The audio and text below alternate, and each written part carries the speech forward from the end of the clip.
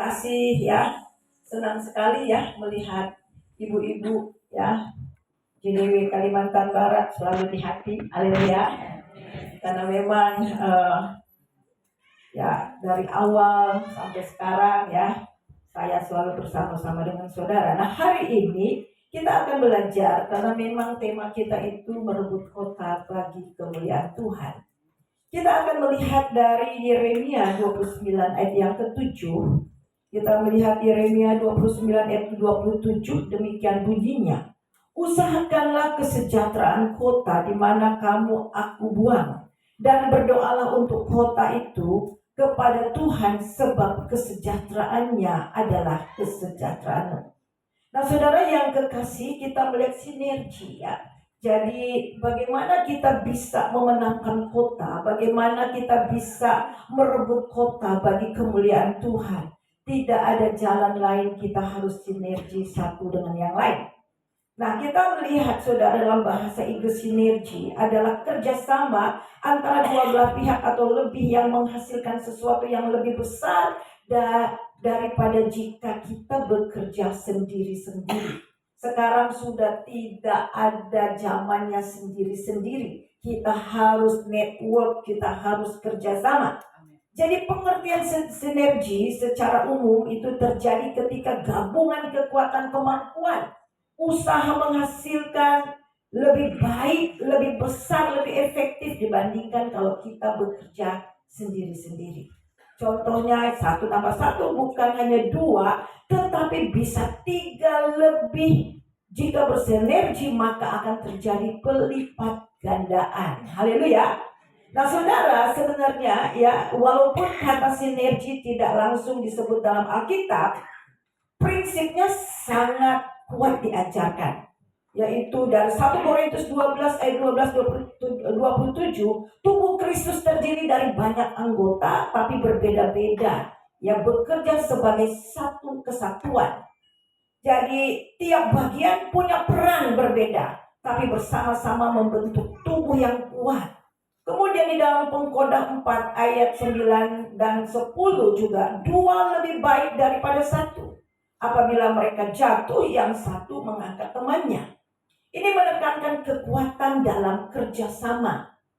Filipi pasal 1 ayat 5, aku mengucap syukur karena persekutuan dalam Injil, sinergi dalam pelayanan membawa kemajuan Injil. Nah, kita melihat saudara di dalam Yeremia 29 ayat yang ke-7, ini merupakan bagian dari surat Yeremia. Jadi surat Yeremia kepada orang-orang yang dibawa sebagai tawanan di Babel. Ayat ini ditulis dalam konteks pembuangan orang-orang Yahudi ke Babel. Mereka merasa kehilangan dan tidak punya harapan. Namun Yeremia memberikan nasihat untuk tetap berbuat baik, berdoa untuk kota yang mereka tinggalkan. Nah, saudara, ayat ini juga masih relevan ya dengan kita pada zaman sekarang ini, agar kita sebagai anak-anak Tuhan harus sehati, bersinergi, berusaha berdoa untuk menciptakan kesejahteraan kota. Haleluya. Bangsa dan dunia berdoa untuk kesejahteraan mereka adalah cara untuk turut serta dalam membangun kerajaan Allah yang lebih baik. Jadi saudara, sebagai anak-anak Tuhan, kita ini adalah anggota-anggota kerajaan Allah. Amin. Dan kita ini adalah ditugaskan untuk membangun kerajaan surga di bumi ini. Dalam doa Bapa kami dikatakan, datanglah kerajaanmu, jadilah kehendakmu di bumi. Itu berarti kita menarik kerajaan surga turun ke bumi. Di mana kehendak apa yang di surga terjadi di bumi. Nah, saudara yang kekasih, Peter Wagner ya, seorang yang bernama, tapi sebelum itu kita lihat dulu, usahakanlah. Sekali lagi Yeremia 29 ayat yang ke-7 di sini dikatakan, usahakanlah kesejahteraan kota di mana aku buang. Berdoalah untuk kota itu kepada Tuhan sebab kesejahteraan adalah kesejahteraanmu. Nah, di sini Yeremia mengajak usahakan kesejahteraan.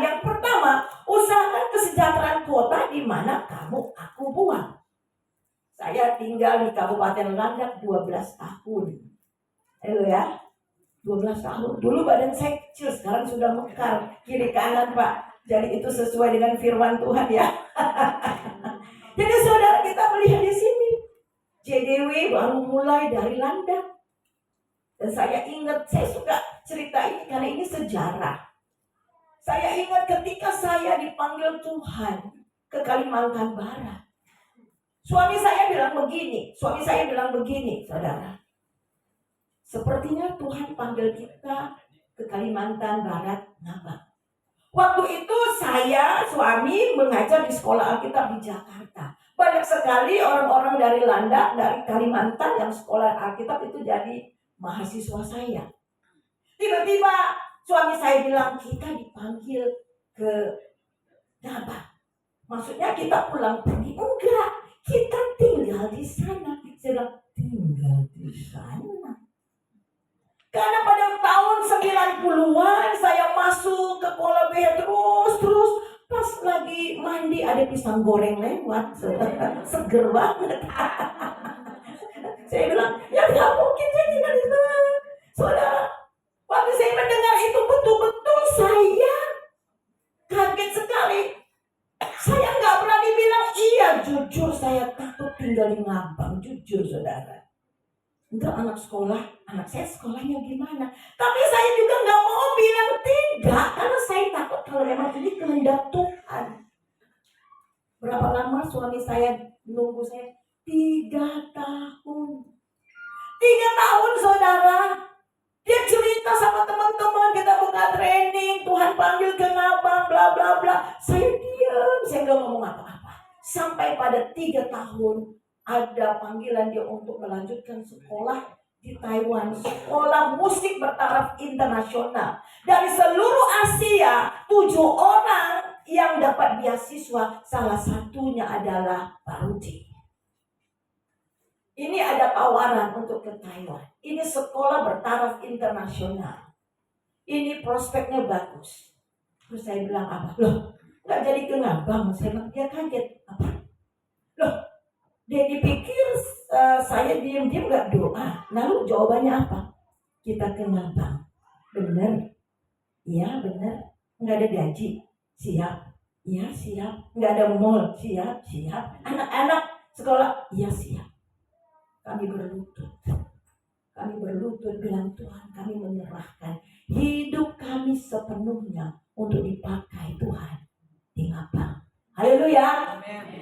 Dan Tuhan selalu bilang sama saya, I will do a new thing, I will do a new thing, I will do a new thing. Saya akan melakukan perkara-perkara yang baru, persoalannya adalah perkara yang baru, sesuatu yang baru. Saya bilang, Tuhan ini apa? Apa maksud Tuhan? What do you mean, Lord? Start from woman. Mulai dari wanita. Dan saya tanya sama Ibu Yusuf, Okil yang saya kontrak rumah. Ibu, di sini ada berapa? Ada berapa denominasi? Ada 13 gereja, Bu. Tolong antarkan saya satu persatu. Saya mau memperkenalkan diri saya sama ibu-ibu gembala. Saya bilang, yuk kita bikin persekutuan doa yuk. Yuk kita bikin persekutuan doa yuk. Yuk kita bikin persekutuan doa yuk. Hanya disambut 7 gereja di Ngabang. Masih kecamatan Ngabang waktu itu. Dan saudara, kita lihat sekarang sudah ada di Sintang, Singkawang, Sambas, Pontianak. Yang sebagai bahkan sampai ke desa-desa. Haleluya. Amin. Jadi kita melihat di sini Tuhan bilang, lakukan sesuatu, I will do a new thing. Jadi kita melihat ini, berusahakanlah dan berdoalah buat kota di mana aku buang. Kita ingat pada waktu itu kita berdoa, Tuhan kami mau berdoa supaya gubernur Kalimantan Barat itu dari Landak. Tuhan jawab. Saudara ingat itu? Kami mau berdoa ya Tuhan supaya di Kabupaten Landak ada rumah sakit bertaraf internasional. Tuhan buat. Haleluya. Tuhan kami mau berdoa supaya di sini di Landak ini ada universitas, ada sekolah unggulan. Semua terjadi. Haleluya. Haleluya. Ada banyak air mata. Kita berdoa, kita puasa seminggu, puasa 3 minggu, puasa 40 hari. Dan saya pernah berdoa 50 hari. Menangis, kita menangis. Tapi saudara, kita melihat hasilnya. Kabupaten Landak dan Kalimantan Barat benar-benar dilawat Tuhan. Haleluya, tepuk tangan bagi kemuliaan Tuhan. Oleh sebab itu di sini dikatakan usaha berarti lakukan sesuatu baik secara pribadi maupun secara kooperat atau bersinergi. Semua kita di sini nggak ada yang satu gereja, tapi kita sinergi. Saya di jaringan doa nasional. Kami ada lebih dari 15 orang. Tidak ada satupun satu gereja. Semuanya bermacam-macam gereja. Tetapi kita satu tubuh di dalam Kristus. Peter Wagner berkata bahwa gereja adalah barometer kota. Jika gereja terkotak-kotak, maka kota itu juga terkotak-kotak. Jadi jelas gereja adalah penentu bagi kota. Bahkan Sekjen PBB pernah berkata, gereja adalah jawaban dunia. Jika gereja tidak melakukan apa-apa, maka dunia akan hancur. Jadi gereja bukan monumen, bukan bangunan, tapi gereja itu adalah movement yang bergerak untuk mengusahakan kesejahteraan kota dan bangsa. Yesus katakan bahwa gereja adalah garam dan terang dunia. Kamu adalah garam dunia. Jika garam itu menjadi tawar, dengan apakah diasinkan? Tidak ada lagi gunanya selain dibuang dan diinjak orang. Kamu adalah terang dunia. Kota yang terletak di atas gunung tidak mungkin tersembunyi. Lagi pula orang tidak menyalakan pelita lalu meletaknya di bawah gentang, melainkan di atas kaki dia sehingga menerangi semua orang di dalam rumah itu. Demikianlah hendaknya terangmu bercahaya di depan orang supaya mereka yang melihat perbuatanmu yang baik dan memuliakan Bapamu yang di surga.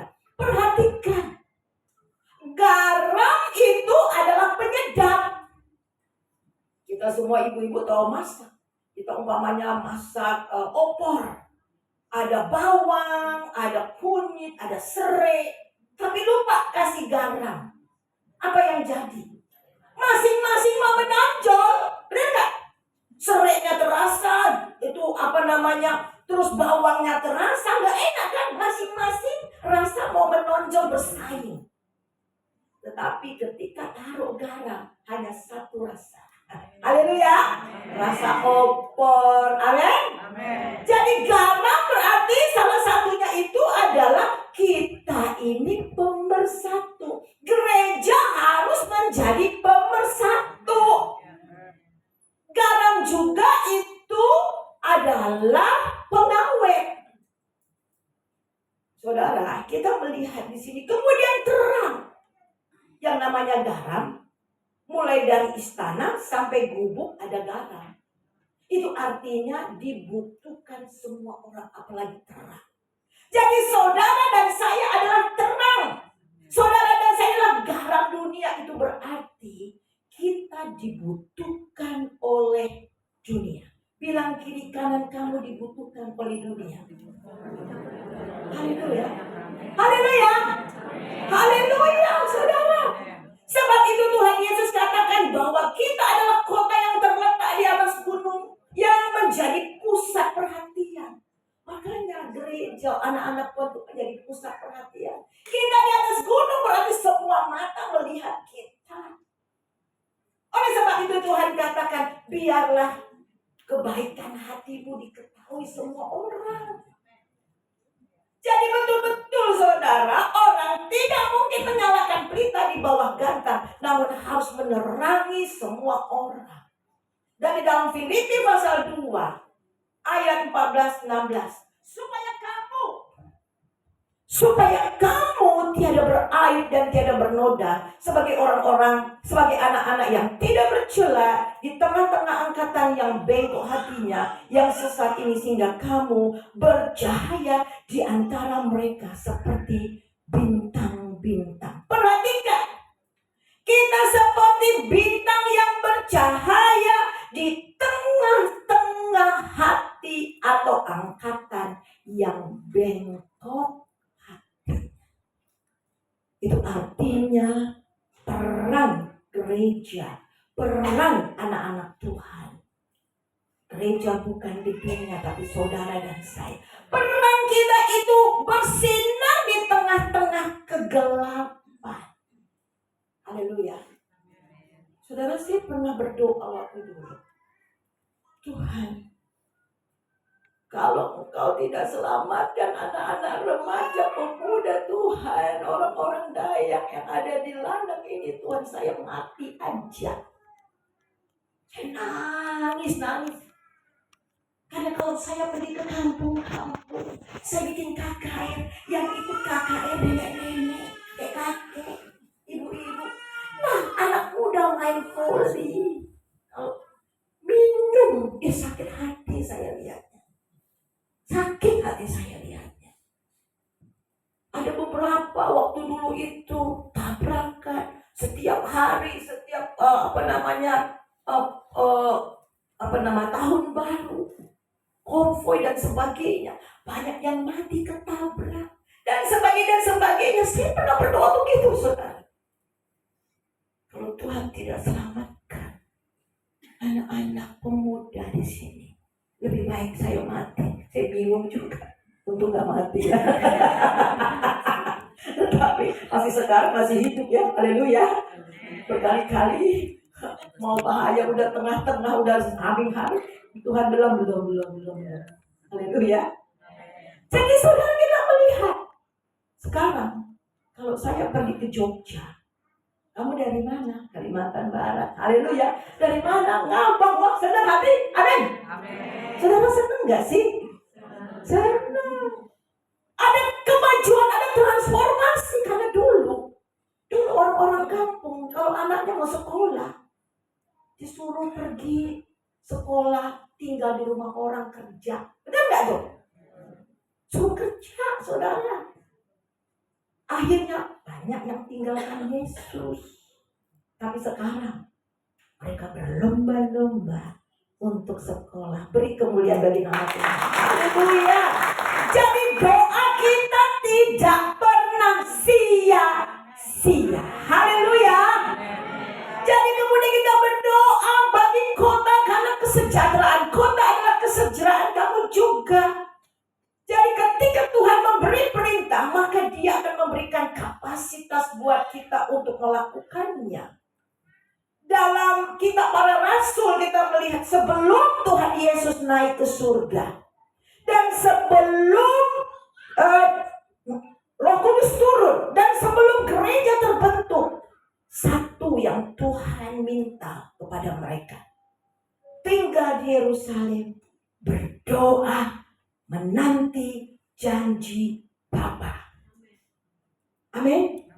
Tetapi mereka harus berdoa.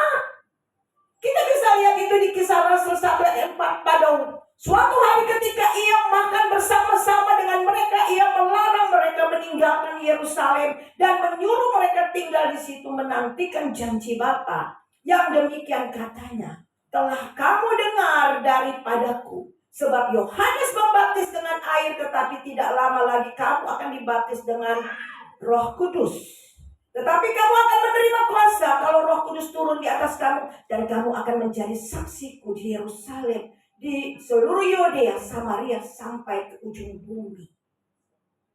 Dan aku akan mengirim kepadamu apa yang dijanjikan Bapa. Tetapi kamu harus tinggal dalam kota sampai kamu diperlengkapi dengan kekuasaan yang maha tinggi. Jadi kita melihat di sini, saudara, untuk menjadi saksi, untuk kita menjadi berkat, kita harus diperlengkapi dengan kuasa yang maha tinggi.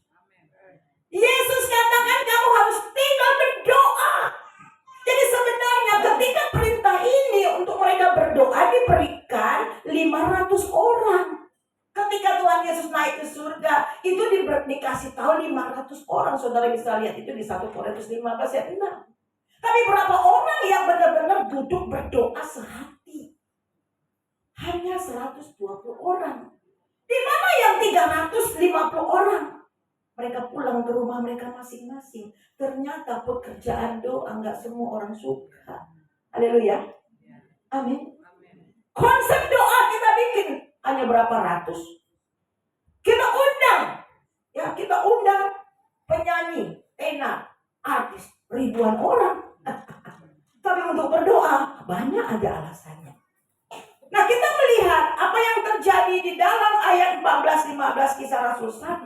Mereka semua bertekun sehati dalam doa bersama-sama dengan beberapa perempuan serta Maria ibu Yesus dengan saudara-saudara Yesus. Pada hari itu berdirilah Petrus di tengah-tengah saudara-saudara sedang berkumpul, kira-kira 120 orang banyaknya. Jadi saudara, 120 orang banyaknya. Dan Alkitab katakan saudara, di dalam Kisah Rasul Kisah Rasul pasal 2, ketika mereka duduk di suatu rumah, mereka tekun sehati berdoa, tiba-tiba terjadi suara yang keras. Angin datang dan kemudian lidah-lidah api turun di atas kepala mereka masing-masing. Lidah api itu tidak lidah api yang besar, terus satu orang datang taruh kepalanya, enggak. Tapi every person, setiap orang, every single one, ya, setiap pribadi, setiap orang mendapatkan api. Haleluya. Saudara perlu diperlengkapi dengan api daripada Tuhan. Saya ingat waktu kita baru-baru mau pergi rakerda gathering di Jakarta, dulu namanya KDL. Saya masih ingat, supaya banyak ibu-ibu bisa datang. Bahkan pernah Landak bisa bawa 105 orang. Jujur saya, ini Pak Heran tahu banget, pernah nyumbang untuk pergi. Saya bawa proposal. Kita bawa proposal, tujuannya supaya banyak orang pergi dapat api. Pernah ke Bali 105 orang. Ibu Mabut tahu ya? Dan banyak saudara. Tujuannya apa? Supaya mereka dapat api. Api yang dari sana. Dan benar saudara, diperlengkapi dapat api.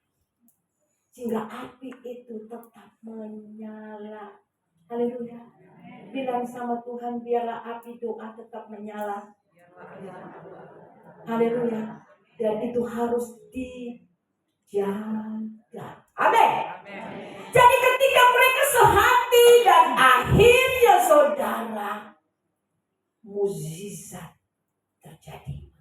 Ketika anak-anak Tuhan sehati, bersama-sama berdoa, sinergi, saling mendukung satu dengan yang lain, saling berbagi di dalam daya. Ada 3 ya, doa, daya, dana. Iya kan? Yang ada di JDW. Doa, daya, dan dana. Kalau kita sinergi sama-sama, saudara, sesuatu pasti terjadi. Dan kita akan melihat yang terakhir. Mari kita lihat ciri-ciri orang sinergi yang sehat. Kita akan baca, bisa minta Ibu Desi baca Filipi 1 ayat 1 sampai 6. Filipi 2, Mas Bre, Filipi 2 ayat 1 sampai ayat yang ke-6. Filipi pasal 2 ayat yang pertama sampai dengan ayat yang ke-6. Demikian bunyi firman Tuhan. Jadi karena dalam Kristus ada nasihat, ada penghiburan kasih, ada persekutuan roh, ada kasih mesra dan belas kasihan. Karena itu sempurnakanlah sukacitaku dengan ini. Hendaklah kamu sehati sepikir dalam satu kasih, satu jiwa, satu tujuan, dengan tidak mencari kepentingan sendiri atau puji-pujian yang sia-sia. Sebaliknya, hendaklah dengan rendah hati yang seorang menganggap yang lain lebih utama daripada dirinya sendiri. Dan janganlah tiap-tiap orang hanya memperhatikan kepentingannya sendiri, tetapi kepentingan orang lain juga. Hendaklah kamu dalam hidupmu bersama menaruh pikiran dan perasaan yang terdapat juga dalam Kristus Yesus, yang walaupun dalam rupa Allah tidak menganggap kesetaraan dengan Allah itu sebagai milik yang harus dipertahankan. Amin. Jadi saudara, kita melihat di sini bagaimana jaringan doa ini bisa betul-betul berkembang dan betul-betul kita bisa melihat besok kita seminar bagaimana merebut kota. Ya. Nah saudara, bagaimana bisa ini terjadi kalau tidak ada kesehatan? Kalau tidak ada kesatuan.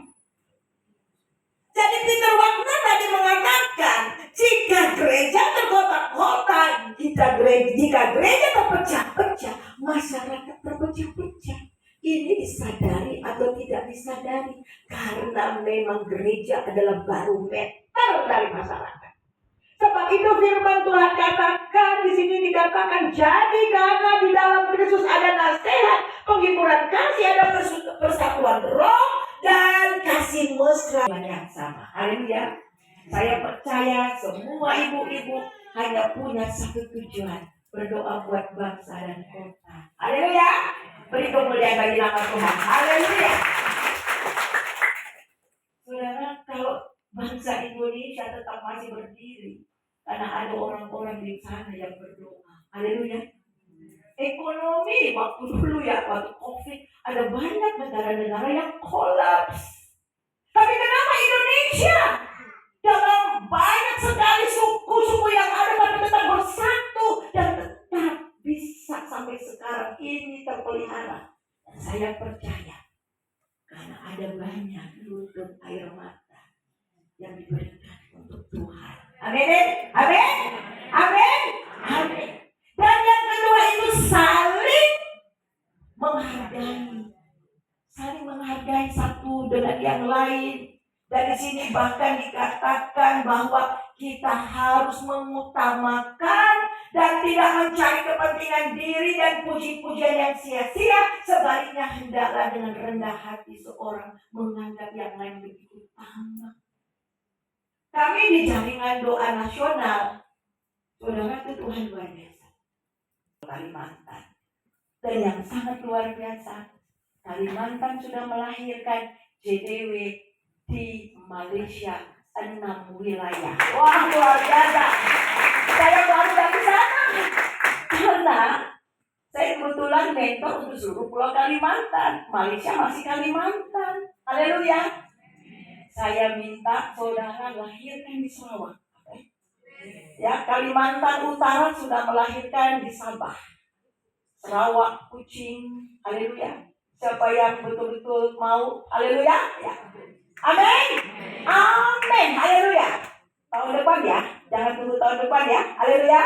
Amin. Ya. Nah, kemudian kita melihat sendiri saudara. Berkomunikasi terbuka. Yang keterbukaan adalah awal dari ada banyak konflik, ada banyak salah paham karena miscommunication. Makanya harus diomongin. Dalam mengatur, harus ada koordinasi satu dengan yang lain supaya di sini bikin program, di situ bikin program. Nah, ketemu bingung. Koordinasi perlu. Bilang koordinasi perlu sekali. Haleluya. Amin. Ya. 1, 2, 3. Hendaklah kamu dalam hidupmu bersama menaruh pikiran dan perasaan yang terdapat juga dalam Kristus, yang walaupun dalam rupa Allah tidak menganggap kesetaraan dengan Allah itu sebagai milik yang harus dipertahankan. Yesus datang sebagai imam besar. Dia adalah Allah. Tapi dia mau mengosongkan dirinya dan tidak mempertahankan kealahannya. Tapi mau mengosongkan diri jadi hamba taat mati di atas kayu salib. Apa yang kita petik di sini? Sebagai fasilitator, sebagai pemimpin, kita mau berani bayar harga. Saudara, saya mau kasih tahu. Kalau saudara belum berani bayar harga, Tuhan sulit untuk bekerja. Kita bayar harga perasaan, salah mengerti, kadang-kadang difitnah. Saya banyak air mata, banyak banget. Tapi itu harga yang harus dibayar, karena orang-orang belum mengerti. Amin. Setelah mengerti, oh begitu ya. Amin. Amin. Ya, bayar harga, enggak mempertahankan. Dulu saya di Ngabang nih ya, kan udah lewat bongkar-bongkaran, nggak apa-apa lah ya, ya kan? Waduh, waktu itu tuh nih ya, naik pesawat nih, ada tiket naik pesawat pergi kemana waktu itu? Ya bongkar-bongkaran nggak apa-apa lah, ya. Naik pesawat kan, pokoknya ke Bali gitu. Saya udah cari uangnya, satu orang dapat 1 kali jalan, dari pagi sampai malam, saya ke kantor bupati, ke rumah pejabat ini dan itu ya, bisalah kasih minimal 1 kali jalan. Ibu-ibu, saya bilang ibu-ibu, tolong jangan tidak jadi ya, karena kalau tidak jadi ini hangus dan jangan jual kepada orang lain. Ternyata saudara, yang gak jadi dia jual ke orang lain. Dia jual ke orang, gak ngerti karena kan belum pernah naik pesawat. Puji Tuhan, lewat JDM naik pesawat. Lihat Jakarta, lihat Bali, amin. Lihat Makassar. Jadi saya, Tuhan Yesus ini apa ini? Saya bilang, kan saya sudah bilang, ini gak bisa. Ada jual, terus dia jual uangnya kasih ke dia, nggak kasih ke saya supaya saya bisa beli baru. Haleluya. Harga yang harus dibayar. Berapa juta saya harus bayar? Hampir 9 juta. Haleluya. Beli baru saudara. Saya langsung telepon Ernisa. Ernisa tolong cicil saya. Ada 1 juta kasih, ada kasih 500 saya kasih, ada 200 sampai selesai. Tantenya luar biasa ya. Tapi ini harga yang harus dibayar. Kemudian memang nih Ibu Suryani ini memang sudah uang tiket diambil lah, ambil lagi tiket di airport. Kita minta lagi 30.000, ngambil lagi entah berapa dia dapat itu. Waduh, nah itu saya bilang bukan untuk saya, tapi bukan ya apa sih namanya? Teks pajak, boarding pass. Nah sekarang kan udah pada tahu kan semua kan, jadi pada malu, bener nggak? Halo? Nah sekarang udah pada tahu kan, jadi pada malu karena ya dalam kebodohan. Itu harga loh yang harus dibayar. Saudara harus pergi ke kampung-kampung, orang yang nggak ngerti paradigmanya juga. Berbesar hati. Amin. Lapang dada. Ya, ya, haleluya. Amin. Saudara, Tuhan tidak mempertahankan dia yang kaya menjadi miskin untuk saudara dan saya. Supaya kita menjadi kaya di dalam Tuhan. Kita berdoa. Saya minta dengan hormat Pak Herani mengucap syukur untuk firman Tuhan yang barusan. Baik, Bapak Ibu, mengucap syukur untuk kebenaran firman Tuhan. Segala puji syukur kami panjatkan kepadamu ya Tuhan. Terima kasih untuk kesempatan yang baik jika kami boleh duduk diam mendengarkan kebenaran firman Tuhan. Hati kami penuh dengan sukacita hati kami dikuatkan, diteguhkan, bahkan ditegur. Biarlah hati kami seperti hati anak kecil yang mau diajar, yang kami mau taat kepada kebenaran firman Tuhan. Tidak ada yang kebetulan jika kami ada di tempat ini. Kami mengucap syukur dan berterima kasih untuk kesempatan dan peluang yang Tuhan berikan kepada setiap kami. Berkati hamba-Mu yang sudah menyampaikan kebenaran firman Tuhan, berkati pelayanannya, berkati kehidupannya. Tuhan yang memperhitungkan jauh melampaui dari apa yang bisa dilakukan oleh manusia. Berkati setiap peserta yang hadir pada malam hari ini. Kami percaya dan yakin Tuhan akan bekerja secara luar biasa, akan memberkati, menguatkan, meneguhkan. Ketika kembali dari tempat ini, kami boleh menjadi berkat, menjadi garam dan terang di tengah-tengah masyarakat. Doa adalah panggilan bagi kami bersama, untuk kami boleh mengubah sekitar kami, untuk kami boleh menjadi berkat bagi kota kami. Terima kasih untuk kebenaran firman-Mu.